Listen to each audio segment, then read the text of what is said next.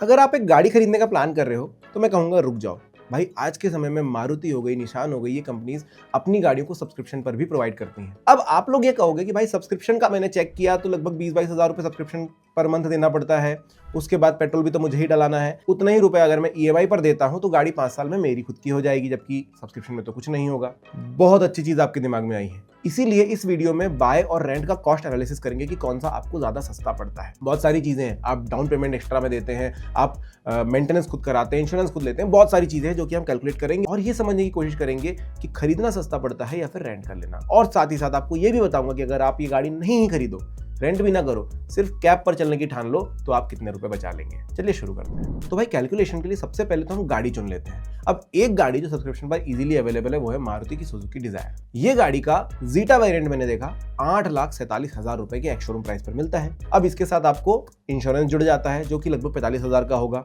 1 साल का अपना खुद का और बाकी 5 साल तक का थर्ड पार्टी। इसके अलावा आरटीओ टैक्स आपको देना होता है जो कि 1,03,000 के आसपास आ जाता है। इसके अलावा आपको अगर आप लोन लेते हैं तो हाइपोथेकेशन भी देना होगा और फास्टैग भी देना पड़ेगा। तो टोटल बंडल अप होके हाइपोथेकेशन के 1,500 रुपए कुछ लगते हैं, फास्टैग के 500-600 रुपए। टोटल बंडल अप होकर के आपको एक बड़ा सा अमाउंट देना पड़ता है जो कि है लगभग 10 लाख का।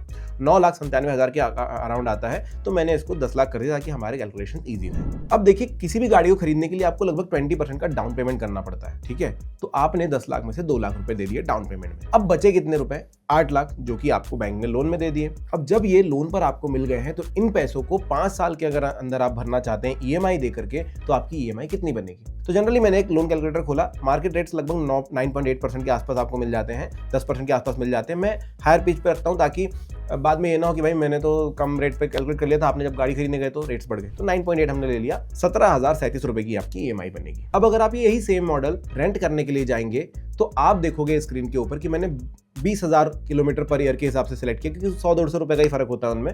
तो 20,000 के हिसाब से आपको जो रेंट देना है वो पड़ जाएगा 22,140 रुपए का। अब अगर हम मान लें कि आप अपनी गाड़ी को 1,500 किलोमीटर पर मंथ तो चला लेंगे, इस हिसाब से रेंट पर किलोमीटर आपके लिए हो जाता है 14 रुपए 76 पैसे का। जबकि अगर आपने खरीदी होती जो ईएमआई आप पटा रहे हैं उसके हिसाब से आपका रेंट हो जाता है 11 रुपए 36 पैसे का। अभी सिर्फ रेंट है, अभी हम फ्यूल कॉस्ट लगाने वाले हैं, मेंटेनेंस कॉस्ट लगाने वाले हैं, तब और ज्यादा क्लियर पिक्चर होती जाएगी। अब देखिए आपकी गाड़ी का माइलेज, अगर डिजायर का मैं ओवरऑल माइलेज निकालूं तो मुझे पता चलता है कि भाई 17-18 किलोमीटर पर लीटर का माइलेज निकलता है।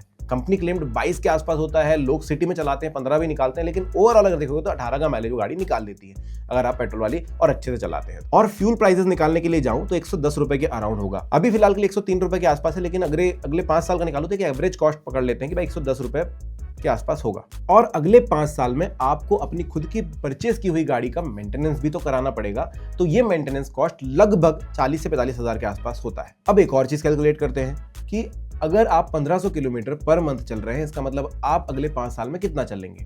लगभग 90,000 किलोमीटर। इन 90,000 किलोमीटर के लिए आपको 40,000 रुपए का मेंटेनेंस कराना है। तो टोटल कॉस्ट ऑफ मेंटेनेंस कितना हो गया पर किलोमीटर के हिसाब से, ताकि मैं अच्छे से सही जगह पर आपको लेके जा सकूं, तो ये हो जाता है 0.44 रुपीज। 44 पैसे लग जाते हैं आपको या 45 पैसे लग जाते हैं आपको हर बार जब भी आप 1 किलोमीटर चलते हो। साथ ही साथ इंश्योरेंस आपने पहले साल जो दिया था वो तो आपका third party plus single party आपका खुद का हो गया, ओन डैमेज का हो गया, फर्स्ट ईयर का, थर्ड पार्टी 5 ईयर का, लेकिन आपको हर साल थोड़ा सा और खरीदना होता है इंश्योरेंस ओन डैमेज के लिए, जो लगभग 14 से 15 हजार रुपए के कॉस्टिंग पे होता है हर साल का। तो ये हमने अगले 4 साल का 56,000 अलग से पकड़ लिया। तो टोटल आपको वहां पर भी पर किलोमीटर के हिसाब से 90,000 के हिसाब से अगर देखोगे तो 0.66 रुपीज पड़ता है, मतलब 0.67 हम लिखते हैं राउंड फिगर में, 66 पैसे 67 पैसे। क्यों पकड़ना जरूरी? क्योंकि हम पर किलोमीटर के हिसाब से देख रहे हैं। अगर लंबी पिक्चर करेंगे तो आप देखिए बड़ा अमाउंट बन रहा है, 56,000 है वो। अब एवरेज माइलेज जो था हमारी गाड़ी का 18 किलोमीटर पर लीटर था और 110 रुपए का हमने एवरेज फ्यूल कॉस्ट पकड़ा है। ऐसे करके अगर हम ये देखना चाहें कि हमारी गाड़ी पर किलोमीटर कितना रुपए खाती है, तो आपको पता चलेगा लगभग 6 रुपए के आसपास होता है। और दोनों गाड़ियों का सिमिलर है इस मामले में, क्योंकि दोनों गाड़ी एक रेंट पे लिया, आपने वही मॉडल लिया है, आपने खरीदी है वही मॉडल लिया, तो 6 रुपए आपको पर किलोमीटर पेट्रोल के तो देने ही है, लेकिन मेंटेनेंस का और इंश्योरेंस का खर्चा आपको खुद की खरीदी हुई गाड़ी में एक्स्ट्रा देना पड़ेगा, जो कि आपको रेंट पे नहीं देना है। तो अब मैं निकालता हूं ओवरऑल पर किलोमीटर कॉस्ट आपकी खरीदी हुई गाड़ी पर आपको कितना लग रहा है। देखिए, सबसे पहले मैंने लिया आपका ईएमआई पर किलोमीटर कितना जा रहा है, ठीक है। 90,000 किलोमीटर के हिसाब से आप कितना रुपए दे रहे हैं, या 1,500 किलोमीटर के हिसाब से जो आप ईएमआई पटा रहे हो कितना रुपए लग रहा है आपको, ये पड़ रहा है 11 रुपए 36 पैसे के आसपास।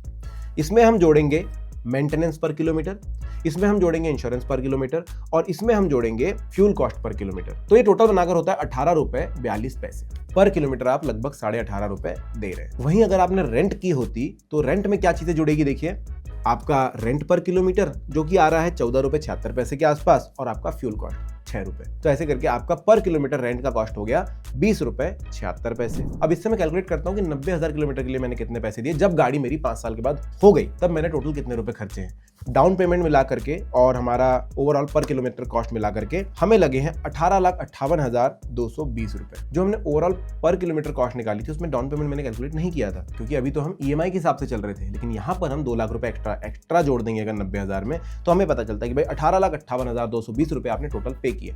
वहीं अगर आपने रेंट किया होता 90,000 किलोमीटर के लिए तो आप टोटल 18,68,420 रुपए देते हैं, मतलब अभी भी आप 10,000 रुपए एक्स्ट्रा ही दे रहे होते हैं। अब आप बोलोगे कि भाई ऐसे तो खरीदना ही अच्छा है क्योंकि उसके बाद मेरे पास गाड़ी भी तो आ गई, 5 साल में मैंने 10,000 रुपए सेव भी कर लिए, गाड़ी भी मेरी हो गई। अगर मैं रेंट करता तो गाड़ी भी चली जाती और मेरे पास कुछ नहीं बचता।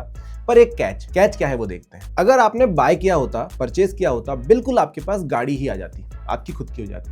लेकिन अगर आपने रेंट किया होता तो आपके पास क्या बचता, आपका डाउन पेमेंट जो 2 लाख रुपए था, साथ में इंश्योरेंस का कॉस्ट जो आपने अपफ्रंट दिया था 45,000 रुपए वो, साथ में आरटीओ का टैक्स जो आपने 1 लाख रुपए 1,03,000 के आसपास पैसे दिए थे वो, टोटल बन के एक अमाउंट था आपके पास जो था लगभग 4,04,388 रुपए। ठीक है, ये चीज अगर आपने नॉर्मल किसी एफडी में भी डाली होती जिसका रिटर्न 7.25% से हम पकड़ लेते हैं, स्क्रीन पर आप देख सकते हो बहुत सारे एफडीज हैं जहां पर आपको 9% 9.5% तक के भी रिटर्न्स मिलते हैं।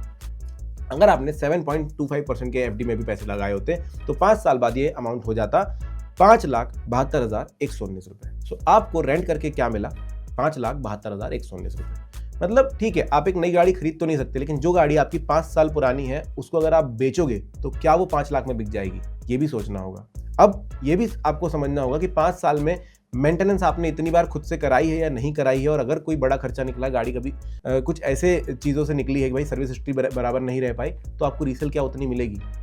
लेकिन ये जो 5,72,000 रुपए हैं ये आपके पास बैंक में पड़े होंगे। साथ ही साथ ये हमने एफडी ली है, अगर आप यही पैसों को थोड़ा बहुत इन्वेस्ट करते हैं या अलग चीज़ों में लगाते हैं तो शायद ये और भी ज़्यादा अच्छे रिटर्न देगा।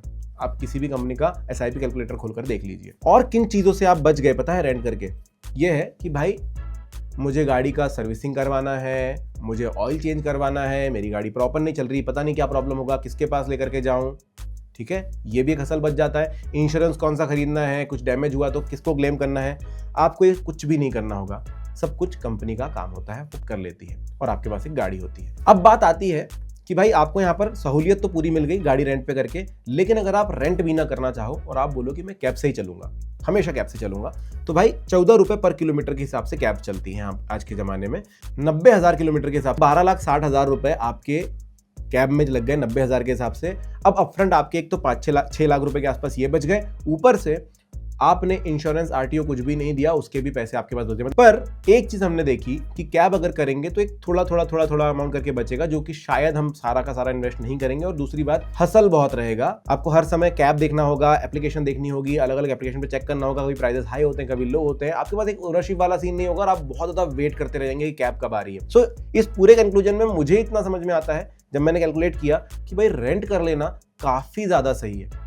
आप अपने मनपसंद की गाड़ी रेंट कर सकते हैं, आप उसको जितना चाहे चला सकते हैं, मेंटेनेंस का, इंश्योरेंस का टेंशन आपको नहीं लेना है, जब चाहे वापस कर सकते हैं और अगले 5 साल के बाद आपके पास एक अच्छा खासा अमाउंट भी बच जाता है। आप क्या समझते हैं मुझे कमेंट सेक्शन में लिखकर बताना। वीडियो अगर अच्छा लगा है तो लाइक, सब्सक्राइब, शेयर जरूर कर देना। Thank you.